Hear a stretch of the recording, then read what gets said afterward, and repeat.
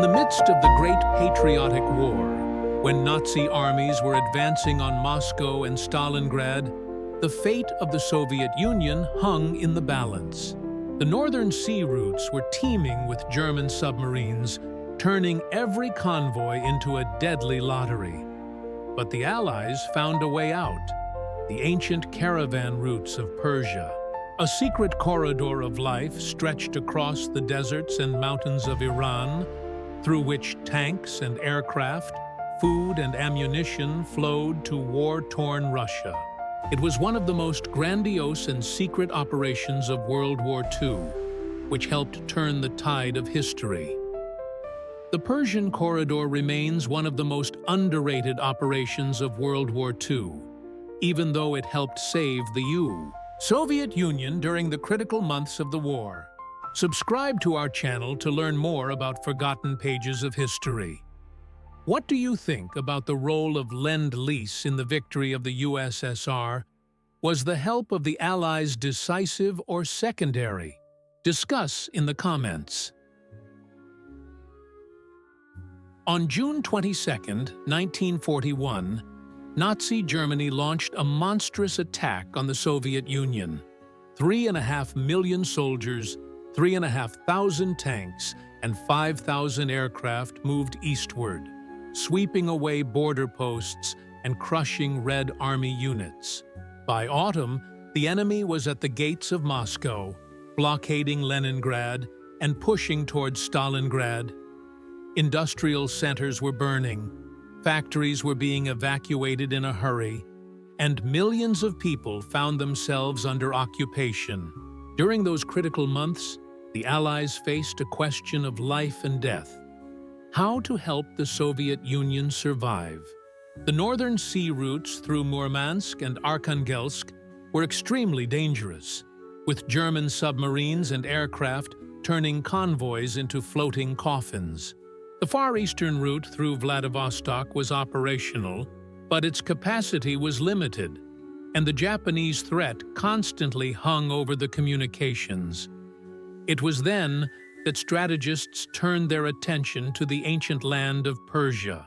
Trade routes had run through the territory of modern Iran since the days of the Great Silk Road.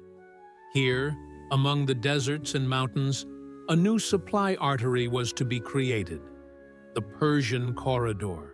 This operation was to become one of the largest logistical operations in human history. But the path to creating the corridor was thorny. Iran formally maintained neutrality, but its ruler, Shah Reza Pahlavi, openly sympathized with Germany. Thousands of German specialists, agents, and diplomats were in the country. German intelligence was actively operating on Iranian territory, preparing sabotage against future Allied supplies. British intelligence reported to London, Persia could become either a bridge of salvation for Russia or a dagger in the back of the Allies. The decision was made at the highest level. Winston Churchill and Franklin Roosevelt gave the go-ahead for an operation that would forever change the fate of World War II.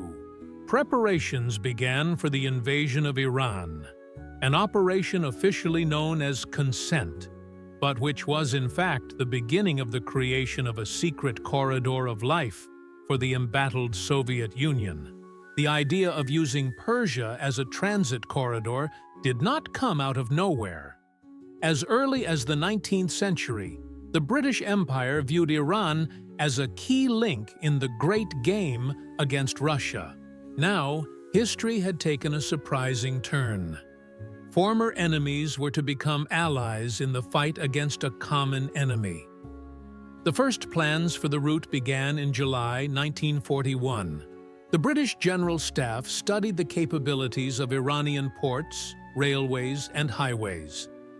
The main port was to be Basra in Iraq, from where cargo would be sent to the Iranian ports of Khorramshahr and Abadan on the Shatt al-Arab River. From there, it would travel north along the only railway line to the Soviet border. The problem was capacity. The Trans-Iranian Railway was built in the 1930s, but its capacity was extremely limited.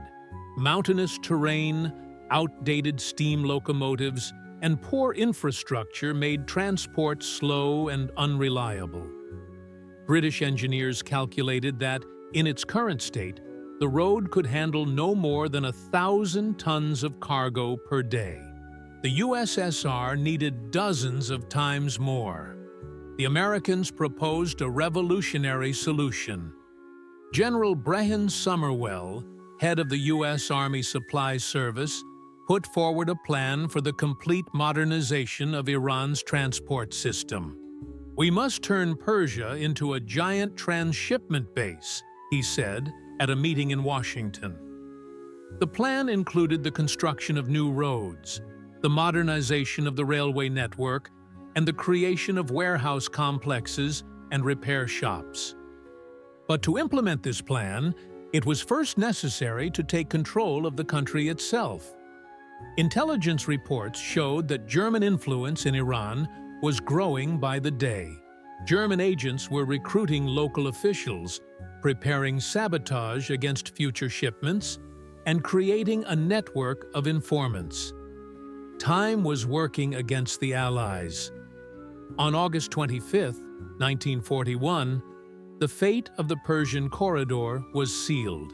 On that day, Operation Concord began, a joint Anglo-Soviet invasion of Iran. Officially, the operation was carried out to protect Iranian oil from the German threat. In reality, it was about creating a strategic corridor that would save the Soviet Union from defeat in the war. The dawn of August 25, 1941, caught Iran by surprise.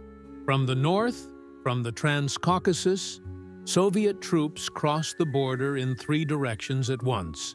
General Novikov's 47th Army advanced on Tabriz, General Kadayev's 44th Army on Resht, and the Caspian flotilla landed troops in the ports of Anzali and Astara. From the south, British troops from Iraq invaded Khuzestan, Iran's oil-rich province. Despite German training, the Iranian army was unable to put up serious resistance. Outdated tanks, weak air forces, and demoralized troops were no match for the modern military machine of the Allies. By August 28th, the main objectives of the operation had been achieved. Soviet troops took control of the northern provinces, while the British took control of the southern oil fields. Shah Reza Pahlavi realized the futility of resistance and, on August 29th, ordered an end to hostilities. However, the Allies demanded more, a complete change in Iran's political course. Negotiations were conducted through Swiss intermediaries, but the essence was clear. Either the Shah cooperated, or he would suffer the same fate as other rulers who had stood in the way of Allied interests. The key point was the demand for the expulsion of all German citizens from Iran. Intelligence reported that thousands of German specialists were working in the country. They were building roads, developing oil fields, but most importantly, they were creating an extensive spy network. "Every German in Persia is a potential saboteur," said British Ambassador Bullard. The Shah hesitated, but he had no choice. On September 16th, an event occurred that finally sealed the fate of the Persian corridor. Shah Reza Pahlavi abdicated in favor of his 22-year-old son, Mohammad Reza. The young ruler was more pliable and immediately declared his willingness to cooperate with the Allies. The way was now open for the creation of a supply corridor, but the real work was just beginning.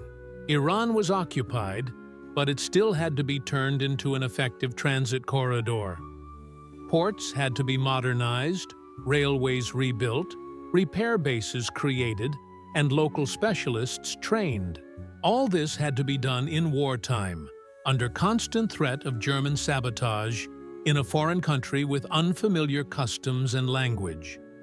With the establishment of Allied control over Iran, a massive effort to build supply infrastructure began. The American command sent its best engineers and logisticians to Persia. Colonel Donald Connolly, an experienced builder who had previously supervised the construction of military facilities in Alaska, was put in charge of the operation. His task was titanic: to transform a backward eastern country into a modern transport hub in the shortest possible time. The Americans started with the ports. The main naval base was Khorramshahr, a city at the mouth of the Shatt al-Arab, where the Tigris and Euphrates rivers meet. The port was small and technically backward, capable of handling only a few ships at a time. American engineers began a radical reconstruction. They deepened the fairway, built new berths, and installed modern cranes and loading equipment. At the same time, the railway network was modernized. The Trans-Iranian Railway, 1,394 kilometers long, connected the Caspian Sea with the Persian Gulf, but its capacity was negligible. The Americans brought in new locomotives, carriages, and rails. They built additional tracks, passing loops, and stations. In mountainous areas, tunnels and bridges were constructed using the most modern technologies. Particular attention was paid to motor roads. Persian roads had served as caravan routes for centuries, but they were unsuitable for modern motor transport. American road builders began laying new highways with hard surfaces. The main route was to connect the southern ports with the capital, Tehran, and further on to the Soviet border. The work was carried out under extremely difficult conditions, in deserts and mountains, at temperatures of up to 50 degrees Celsius. Auxiliary facilities were also built. In Tehran, the Americans constructed a huge warehouse complex covering hundreds of hectares. Here, cargo arriving from the south was sorted before being sent north. Repair shops for cars and locomotives were built, as well as factories for assembling tanks and aircraft from delivered parts, and hospitals for personnel. By the end of 1941, more than 10,000 American specialists were working in Iran. They were engineers, mechanics, drivers, builders, the cream of the American technical intelligentsia. They lived in special camps, studied the Persian language, and adapted to the local climate. With each passing month, the capacity of the persiancorridor grew. The first American convoy left Khorramshahr on November 23, 1941. 15 Studebaker US-6 trucks, loaded with rifles and ammunition, headed north. The drivers, experienced American sergeants, did not know that they would become the pioneers of one of the most important routes of World War II. They had to travel 1,200 kilometers through mountains and deserts to reach the Soviet border in Julfa. The route lay through the ancient city of Avaz, where the convoy made its first stop. Here, the Americans set up a staging base with warehouses, workshops, and fuel stations. The local population looked with curiosity at the unfamiliar vehicles and their drivers. Many Persians were seeing cars for the first time in their lives. American soldiers handed out chocolate and cigarettes to children and established contacts with local elders. The road then continued into the Zagros Mountains. This is where the real trials began. Mountain serpentines, steep climbs, dangerous descents. All this required the highest level of skill from the drivers. Engines overheated on the climbs. Brakes failed on the descents. Breakdowns happened daily. American mechanics worked in field conditions, often in the open air, repairing equipment with whatever means at hand. In the mountains, the caravans faced another danger: tribes of bandits. Local Kurds and Lurs had been raiding caravans for centuries. For them, American trucks were a tempting target. Attacks were common, especially in remote gorges. The Americans were forced to arm the drivers and create a system of convoys with military escorts.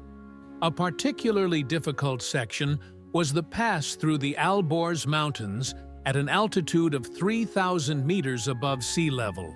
In winter, severe frosts and blizzards raged here. The road was covered with ice, and visibility dropped to zero.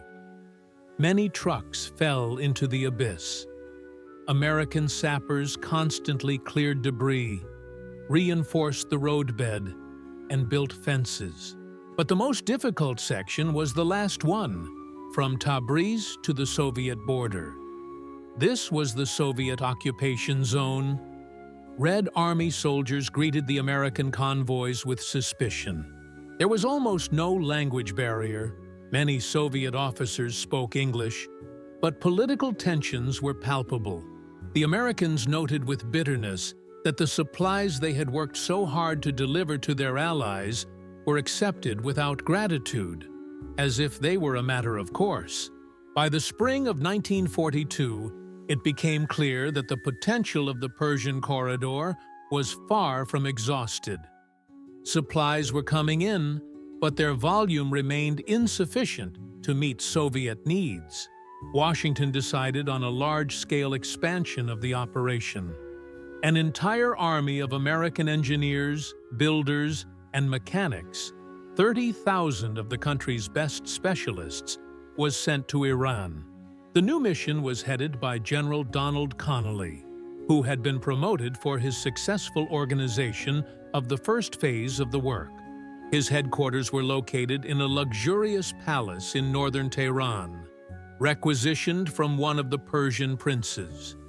From here, work was coordinated throughout the country, from the ports of the Persian Gulf to the borders with the Soviet Union. The main task was to radically increase the capacity of the railway.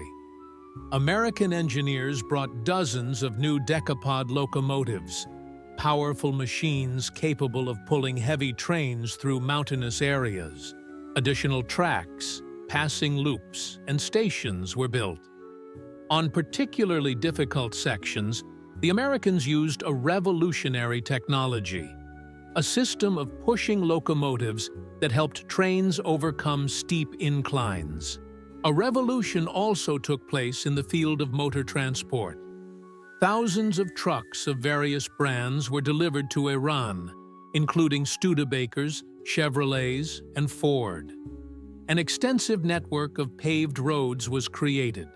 The main highway from Khorramshahr to Julfa was completely reconstructed. American road builders used the latest technologies, including asphalt pavement, reinforced concrete bridges, and modern interchanges. Particular attention was paid to training personnel.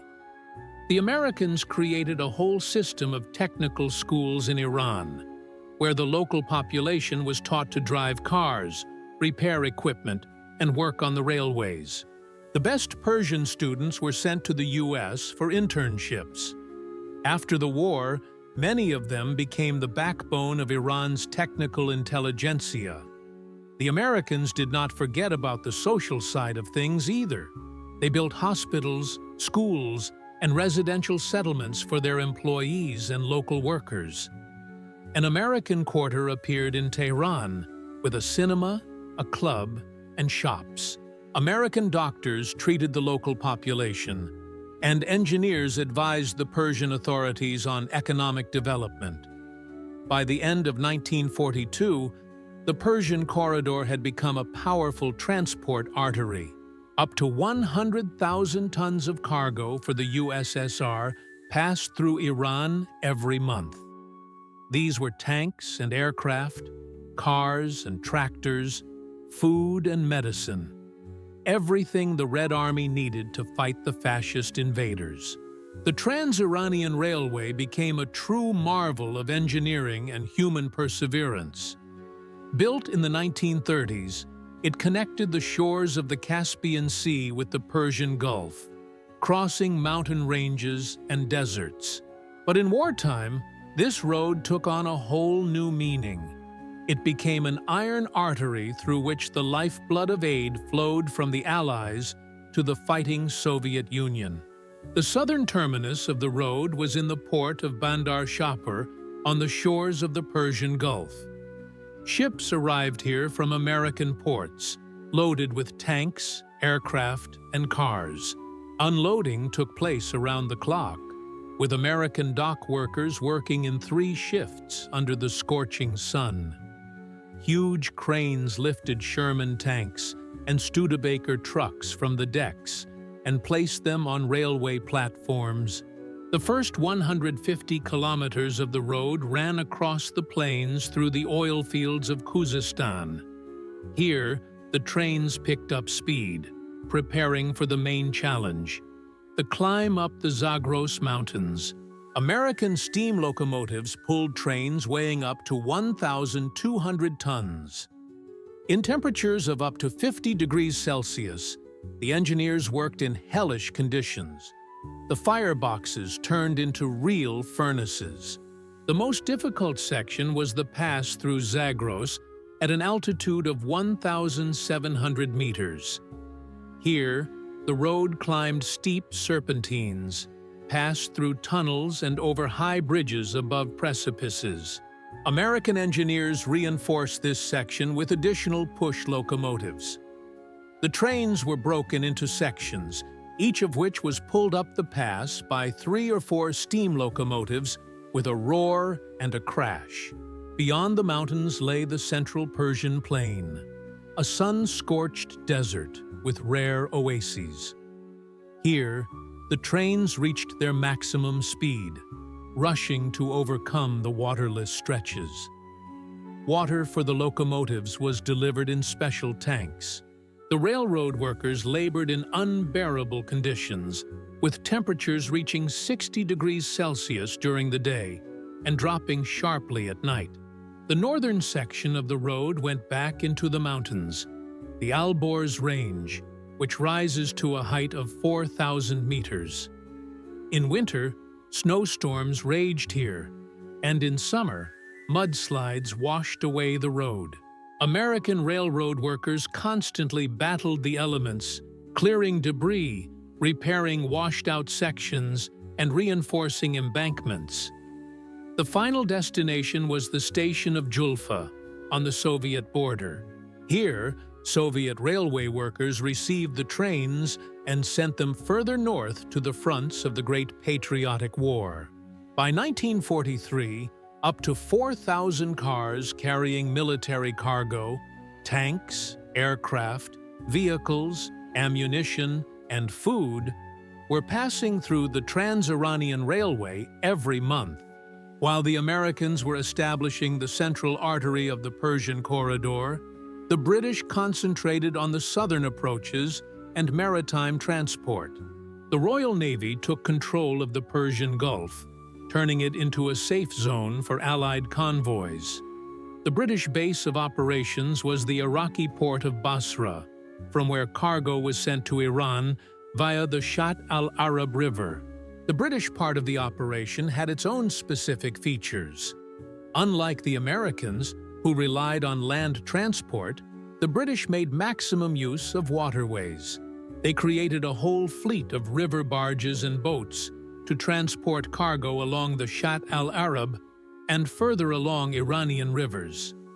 It was a cheaper and safer way of delivery, albeit slower. Abadan, the center of the oil refining industry, became the main British port in Iran. It was home to the world's largest oil refineries owned by the Anglo-Iranian Oil Company. The British expanded the port's capacity, built new docks, warehouses, and railway sidings. Abadan became the largest transshipment point for British cargo to the USSR. The British paid particular attention to aviation supplies. A network of airfields was created in Iran to transfer aircraft to Soviet pilots.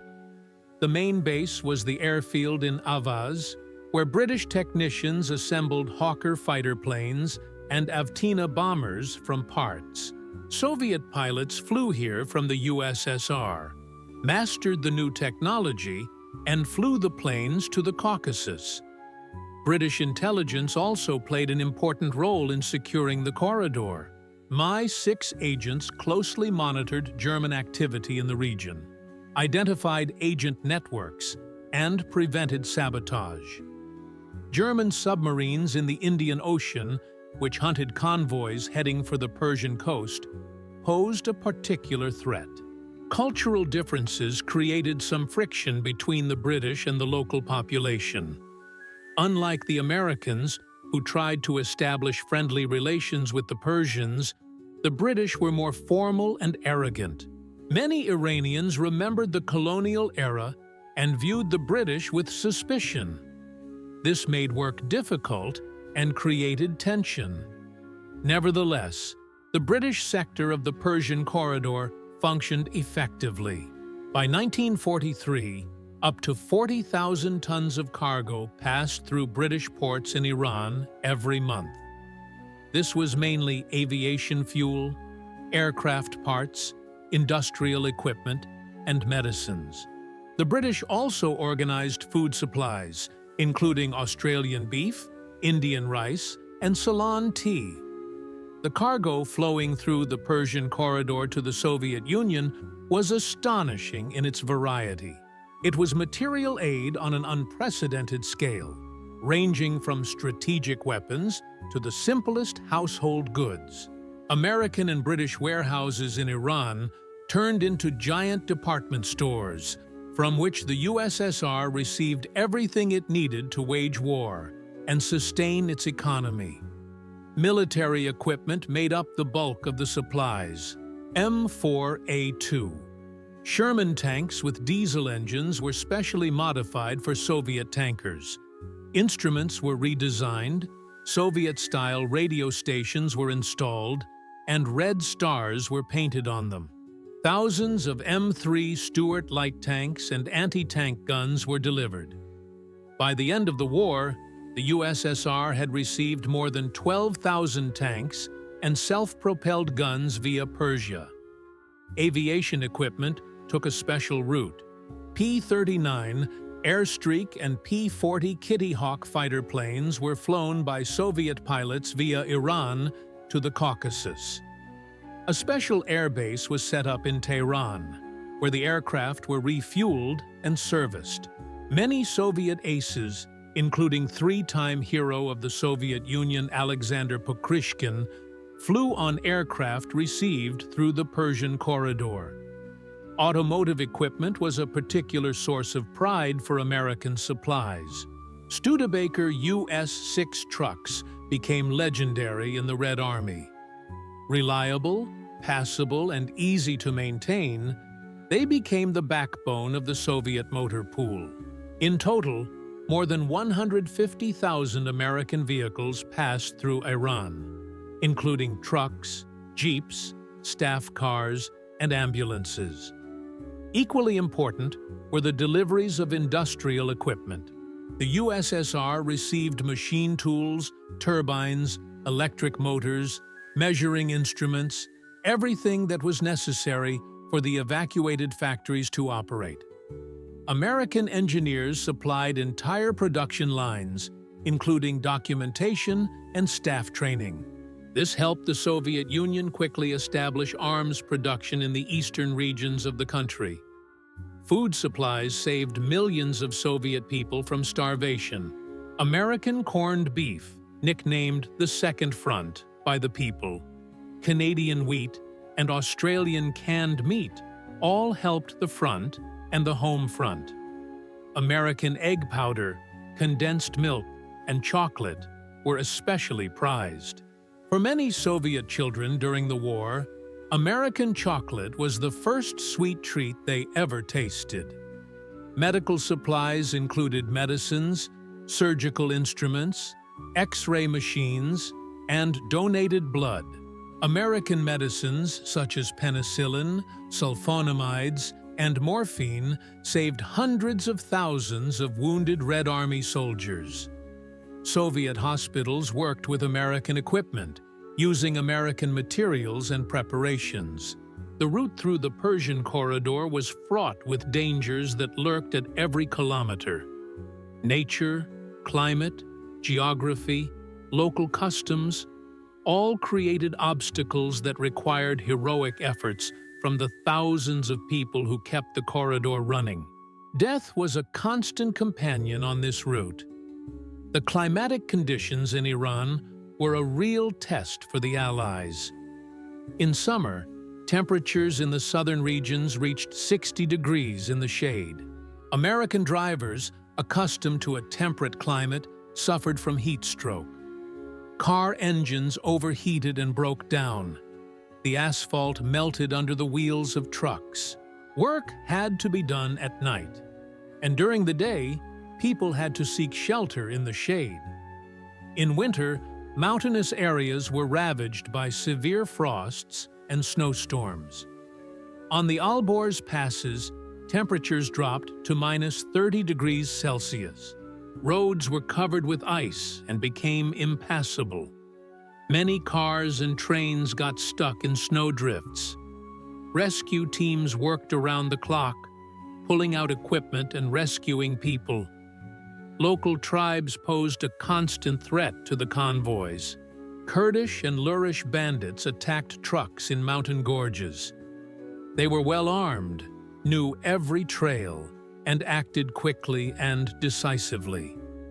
During the war, several hundred attacks were carried out on Allied convoys. Hundreds were killed and wounded, and thousands of vehicles were damaged. German saboteurs posed a particular danger. Despite the expulsion of official German representatives, the spy network continued to operate. Sabotage was carried out on railways, in ports, warehouses, and airfields. Bridges were blown up, equipment was damaged, and warehouses with fuel were set on fire. Allied counterintelligence had to fight a constant battle against enemy agents. Natural disasters also caused serious damage to the corridor. Spring floods washed away roads and railway embankments. Earthquakes, common in this seismically active region, destroyed bridges and tunnels. Sandstorms in the deserts covered the roads, making them impassable for several days. Disease decimated the corridor's personnel. Malaria, dysentery, and typhus, tropical diseases to which Europeans and Americans had no immunity, spread with catastrophic speed. Mortality among Allied personnel was very high. American military hospitals in Iran were constantly overflowing with patients. Despite all the dangers, the corridor continued to operate without interruption. The heroism of ordinary soldiers, drivers, railway workers, and port workers ensured the smooth operation of this vital artery. According to historians' estimates, 1 in 10 participants in the Persian operation was killed or seriously injured. Their sacrifice helped save the Soviet Union and change the course of World War II. The success of the Persian corridor would have been impossible without the active participation of the local population. Tens of thousands of Persian workers, from port stevedores to mountain guides, became an integral part of this grand operation. Their labor, knowledge of local conditions, patience, and endurance helped the Allies create an efficient transport system in a foreign and unfamiliar country. Thousands of Persian dockers worked in the southern ports. They unloaded ships under the scorching sun of Khuzestan, carried heavy crates of weapons and ammunition on their shoulders, and loaded tanks onto railway platforms. Many of them had never seen such modern technology before. American Sherman tanks seemed like iron monsters from another world to them. But the Persians quickly mastered their new job and worked no worse than experienced dockers. On the railways, Persian train drivers and conductors became indispensable assistants to the Americans. They knew every kilometer of the Trans-Iranian Highway, all its quirks and peculiarities. In the Zagros Mountains, where American steam locomotives struggled on steep inclines, local railroad workers advised on how best to distribute the load, where to stop for water, and how to overcome particularly difficult sections. Persian drivers became the backbone of the corridor's motor transport.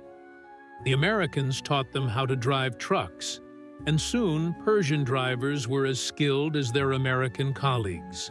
Moreover, they knew the roads better, knew how to find water in the desert, and how to negotiate with local tribes.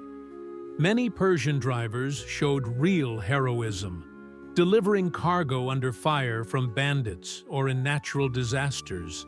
Local guides and interpreters played a special role. Persia was a country of many peoples and languages. Persians, Kurds, Lurs, Baluchis, and Turkmen spoke different dialects. The Americans and British needed people who could establish contacts with the local population. Guides showed safe routes through the mountains, warned of impending bandit attacks, and helped negotiate with tribal leaders. Women also contributed to the work of the corridor. Persian women worked in warehouses, sorted cargo, and prepared food for workers. In hospitals, they cared for sick Americans and British soldiers. Many Persian girls married foreigners and emigrated to the US and the UK after the war.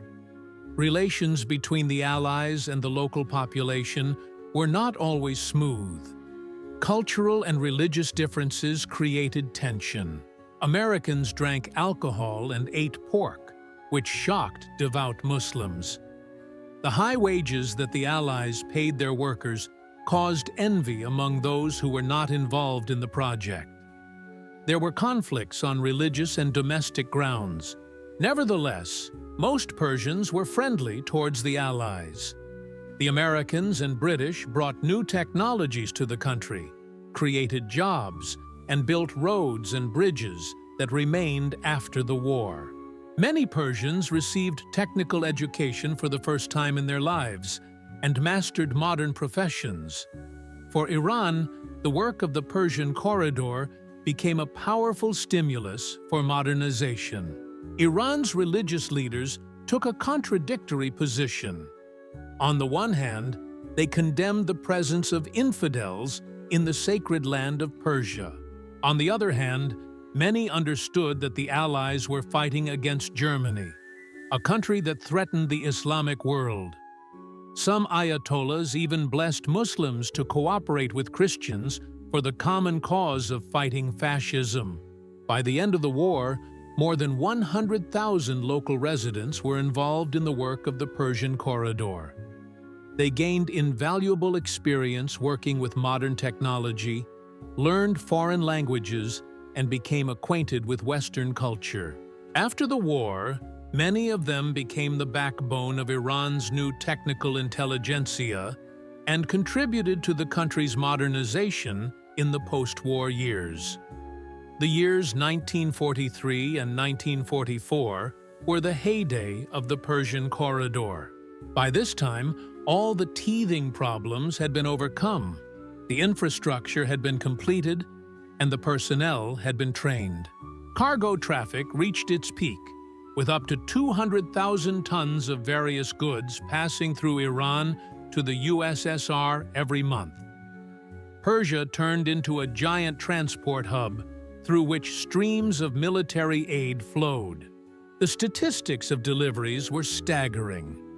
Over these 2 years, more than 4 million tons of cargo passed through the Persian corridor. These were thousands of tanks and aircraft, hundreds of thousands of cars, millions of tons of food and industrial equipment. In terms of volume, the Persian corridor was second only to the northern route through Murmansk, but it surpassed it in reliability and safety. The American organization achieved unprecedented efficiency. The time it took for cargo to travel from the Persian Gulf to the Soviet border was reduced from 1 month to 2 weeks. A clear control and accounting system was established. Each box and each vehicle had its own number and was accompanied by documents in 3 languages. Cargo losses were reduced to a minimum. Special attention was paid to urgent deliveries. An express route with priority passage was created for particularly important cargo. Aviation fuel, medicines, and spare parts for repairing equipment were delivered to the USSR within a week. During major battles on the Soviet-German front, a continuous stream of ammunition and fuel passed through Persia. The Persian corridor became a real testing ground for new logistics technologies. For the first time in history, the Americans used container transport, when standard boxes were transferred from ships to trains without being unpacked. The latest means of communication were used: radio telephones, teleprinters, and even the first electronic computers for cargo accounting. The security of the corridor was ensured at the highest level. Allied aircraft controlled the airspace over Iran. Patrols equipped with armored vehicles operated on the roads. An extensive radio communication network was created, allowing for a quick response to any threats. German agents were almost completely eliminated. Cultural interaction reached unprecedented levels. American schools and hospitals open to the local population operated in Tehran. Newspapers were published in Persian, reporting on the progress of the war and Allied aid. American engineers transferred the latest technologies to the Persians and taught them modern production methods. By the spring of 1944, the Persian corridor had become a model transportation system. American generals studied the experience of the Persian operation for use in other theaters of war. British logisticians used Persian developments in Burma and India. Soviet representatives highly praised the work of their allies, although little was said about this officially. The Soviet presence in the Persian corridor was shrouded in secrecy, but played a key role in the success of the entire operation. Thousands of Soviet specialists, military personnel, engineers, logisticians, and intelligence officers worked in northern Iran, in the Soviet occupation zone. Their task was to ensure the reception and further transportation of cargo arriving from the Allies. The main Soviet base in Iran was Tabriz, an ancient city in the northwest of the country. It was home to the headquarters of the Soviet command in Iran, headed by General Alexander Kadyrov. From here, all Soviet operations on Iranian territory were coordinated, from the reception of military cargo to working with the local population. Soviet railway workers built a powerful transshipment complex in Julfa. The fact is that the width of the railway track in Iran was European, 1,435 millimeters, while in the USSR it was 1,520 millimeters. Therefore, all cargo had to be transferred from Iranian wagons to Soviet ones. This operation was carried out around the clock by several thousand workers. Soviet military intelligence played a special role. The GRU and NKVD closely monitored the actions of the Allies, studied new weapons models, and gathered information about Western technologies. Soviet agents worked not only in the Soviet occupation zone, but also in the American and British sectors. The Allies knew about this, but preferred not to exacerbate relations. Soviet representatives in the receiving commissions strictly controlled the quality of the goods delivered. Every tank, every aircraft, every batch of ammunition was carefully checked for compliance with the declared specifications. Conflicts often arose over missing parts, malfunctions, and discrepancies in documentation. The Americans complained about the excessive suspicion of their Soviet colleagues. Political relations between the Allies in Iran were tense. The Soviet Union considered the northern regions of Iran to be its sphere of influence and did not want to see the American and British presence there strengthened. After the war, Stalin planned to create pro-Soviet autonomous regions of Azerbaijan and Kurdistan in northern Iran. The Western Allies understood this and prepared to counteract it. Soviet specialists actively studied American technologies and working methods. They were particularly interested in new types of cars, communication systems, and methods of organizing mass transportation. After working in Iran, many Soviet engineers were sent to defense plants in the USSR, where they applied the experience they had gained. Cultural contacts between Soviet people and the local population developed in different ways. On the one hand, Soviet propaganda emphasized the anti-imperialist nature of the USSR, which resonated with Persians dissatisfied with British influence. On the other hand, the atheistic ideology of the Bolsheviks shocked the religious population of Iran. By the end of 1944, the Soviet presence in the Persian corridor had reached its peak. There were more than 50,000 Soviet military and civilian specialists in northern Iran. They not only ensured the functioning of the corridor, but also prepared the ground for post-war Soviet influence in the region. In the spring of 1945, it became clear that the days of the Persian corridor were numbered. Germany was in its death throes under Allied attacks. The war was coming to an end, and the need for mass supplies through Iran was disappearing. Moreover, contradictions were already emerging between the Allies, which soon escalated into the Cold War. Persia became one of the first testing grounds for this new confrontation. The Americans began winding down their operations in January 1945. Many specialists were recalled to the Pacific Theater of Operations, where the war with Japan was still raging. The volume of supplies dropped sharply.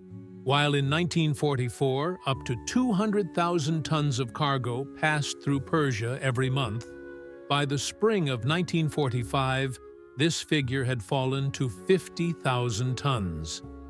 The corridor was closed in stages. First, deliveries of weapons, tanks, aircraft, and artillery were halted.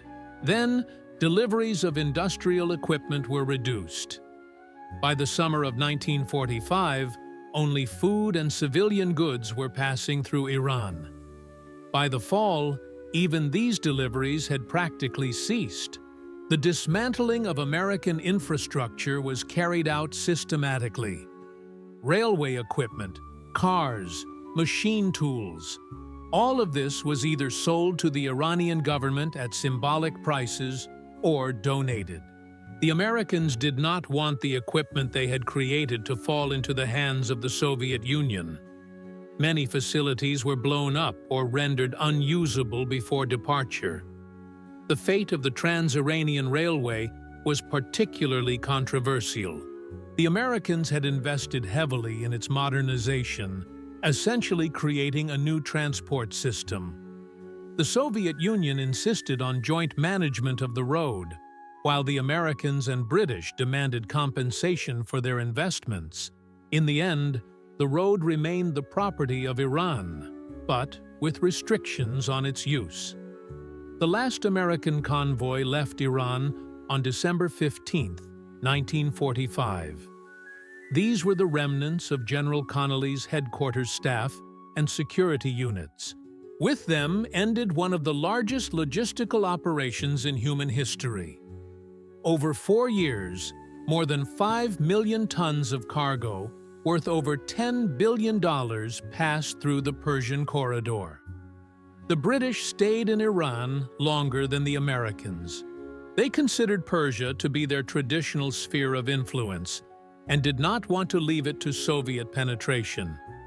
British troops left the southern regions of Iran only in the spring of 1946, under pressure from the international community.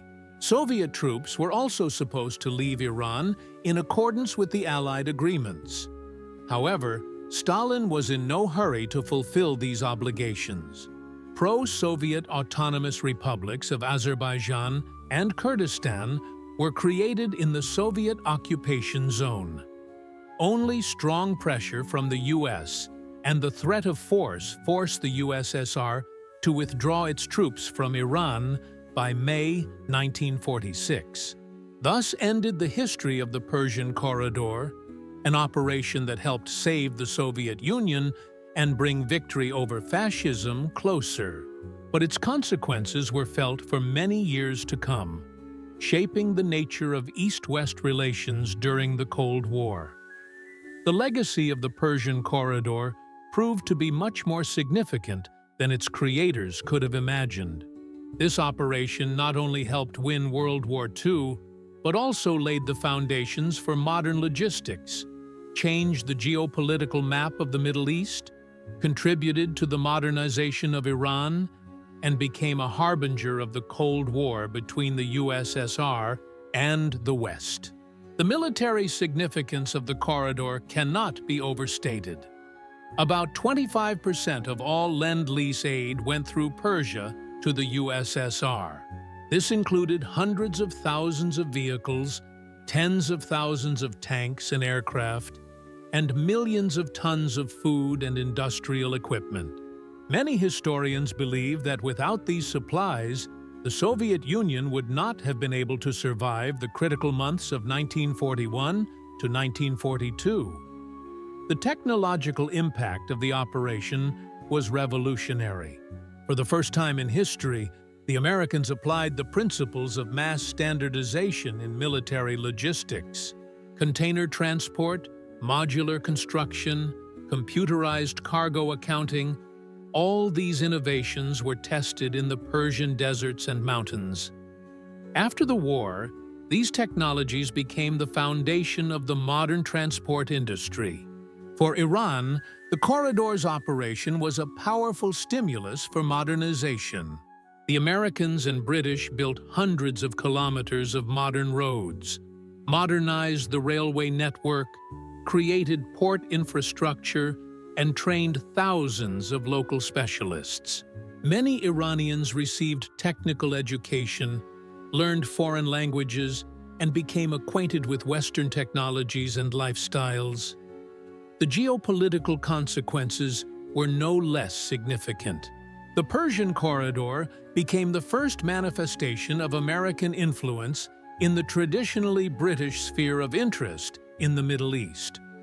The U.S. declared itself a Middle Eastern power for the first time.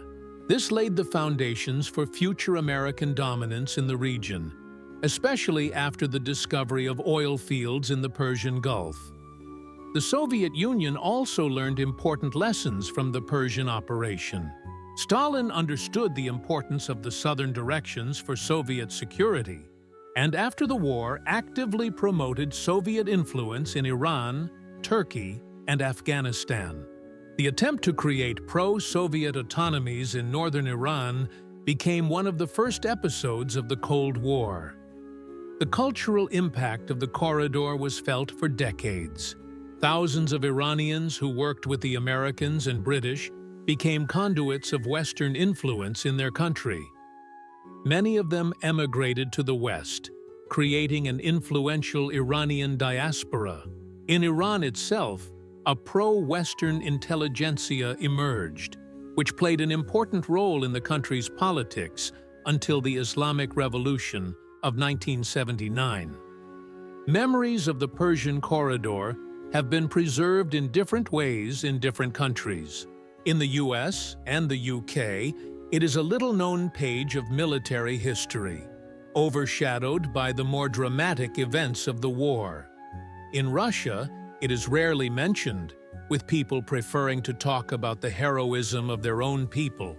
In Iran, the corridor is remembered as a symbol of foreign intervention, but also as a period of modernization and technical progress.